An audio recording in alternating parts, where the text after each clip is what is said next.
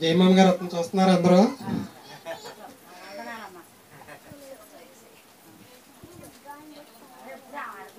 ఒకప్పుడండి చర్చిలో దెయ్యం ఈ చర్చినే లేకుండా చేద్దామని మనుషులు చేశారని నేను ఎప్పుడు అన్నాండి. మన టార్గెట్ దెయ్యం, మనుషులు కాదు. దెయ్యం పూర్తిగా దీన్ని లేకుండా చేసేద్దామని అనుకున్నప్పుడు సర్వేశ్వరరావు గారు, జయమామ, మేము ముగ్గురమే క్లాసులు జరిపేవాళ్ళని తెలుసండి మీకు.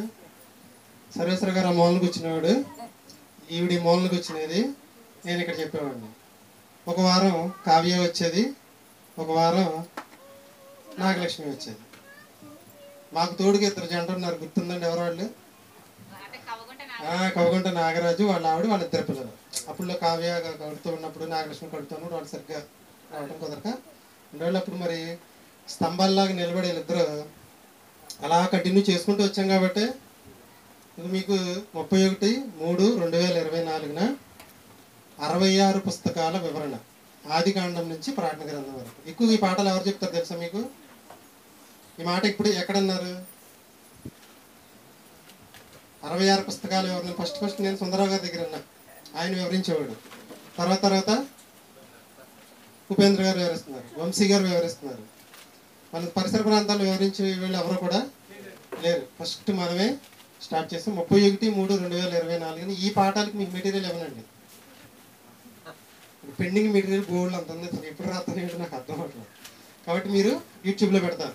బుక్ తెచ్చుకోండి, నోట్స్ తెచ్చుకోండి, పెన్ను తెచ్చుకోండి, చక్కగా రాసుకోండి. ఎవరు ఎప్పుడు ఎక్కడ చెప్పని విషయాలు చెప్తారు. అలా చెప్పగలిగితేనే రండి.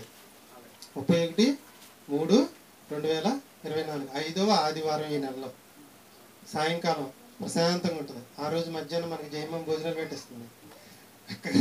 ఫోన్ చేసేసి సాయంకాలం ఇప్పుడు మరి ఈరోజు సాయంకాలం ఇది 4వ ఆదివారం కామనే, 2వ ఆదివారం 4వ ఆదివారం నైట్ పాఠాలు, 2వ ఆదివారం 4వ ఆదివారం, 2వ ఆదివారం 4వ ఆదివారం కామనే. నా అదృష్టం కొద్దీ 5వ ఆదివారం వచ్చింది. ఆ ఆదివారం నైట్ మీ పాఠాలు ఎవరు లేవు కాబట్టి నా పాఠాలు నేను చెప్పుకుంటాను. చాలా బాగుంటుందండి. మీరు నోట్స్ పెట్టి రాసుకుంటే సింప్లిఫై చేసి, తెలుగులో చెప్పాలంటే చాలా సింపుల్గా దేవుడు మనకిచ్చిన ఆజ్ఞ ఏంటి ఎవరిని అడిగిన చెప్పలేరండి. వాళ్ళు సింపుల్గా మనం చెప్పేస్తాం. పిల్లలు కూడా ఈరోజు పిల్లలు బాగా చెప్పారు.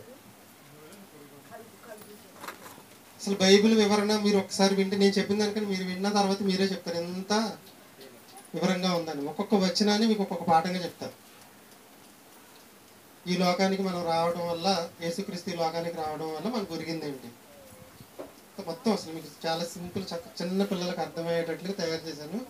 చక్కగా చెప్తాను. మీరు నోట్స్, పెన్ను, బుక్ ఎవరో కూడా మర్చిపోదు. ఇప్పుడు 31/3/2024 అసలు రికార్డ్ అవుతుంది.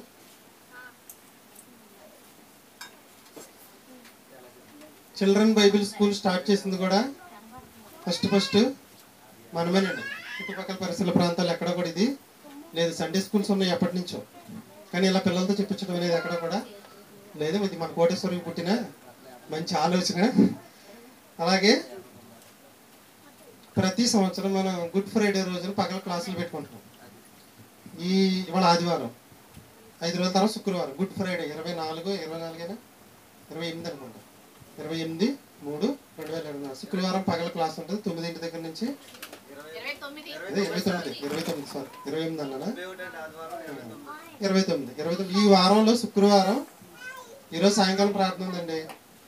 వచ్చే ఆదివారం సాయంకాలం 66 పుస్తకాల వివరణకు సంబంధించిన 2 భాగాలు అండి. అలాగే శుక్రవారం క్లాస్ ఉంది, గుడ్ ఫ్రైడే స్పెషల్ క్లాస్. యేసుక్రీస్తు ఈరోజు మీకు మన కోటేశ్వరం 2 భాగాలు చెప్పేస్తుంది. ఏంటంటే అవి 5వ మాట 6వ మాట చెప్పేస్తుంది. శుక్రవారం ఎక్స్ట్రా క్లాస్ కదా, 6-7 మాటలు చెప్పేయమంటున్నాను నేను. అక్కడ యేసుక్రీస్తు సిలువలో పలికిన 7 మాటలు అయిపోతుంది. క్రీస్తు యేసునందున్న వారికి 7 మాటలు అయిపోతాయా? క్రీస్తు యేసునందున్న వారికి ఏ శిక్షా విధి లేదా 100% గ్యారంటీనాలో భాగాలు ఇవి. ఏంటవి?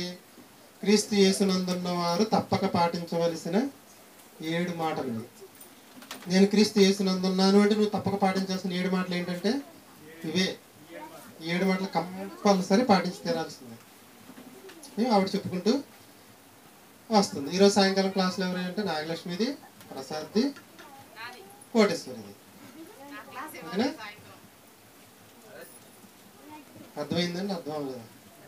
మరి శుక్రవారం రోజున ఎక్స్ట్రా క్లాస్ పిల్లలు వస్తారు కాబట్టి ఆ రోజు పిల్లలకి ఎలాగో సెలవు కాబట్టి వాళ్ళకి కూడా చిన్న పాఠం ఏంటంటే, పిల్లలు యేసుక్రీస్తు శిలువలో పలికిన 7 మాటలు సింపుల్గా మీ డాడీకి వాట్సాప్లో పెట్టేసచ్చు. సింపుల్గా, చాలా సింపుల్గా పెట్టాను. ఒకసారి చెప్తాను వినండి. యేసుక్రీస్తు శిలువలో పలికిన 7 మాటలు పిల్లలు చెప్పేయండి.